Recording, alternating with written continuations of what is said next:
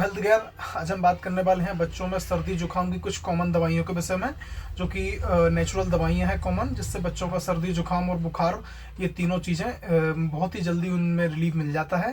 तो ऐसी मैं आपको कुछ 2 प्रकार की दवाइयाँ बताऊंगा जिससे बच्चों को काफ़ी जल्दी बेस्ट रिजल्ट उनका देखने के लिए मिलता है। सबसे पहली सायरप है मॉक्सिकाइंड CV4 है, जिसमें एमोक्सिसिलिन पोटेशियम क्लेबनेट रहता है। ये अपने 2 साल से 5 साल तक के बच्चे के लिए बहुत ही बढ़िया रिजल्ट है इसका देखने के लिए, और एक एंटीबायोटिक दवा है।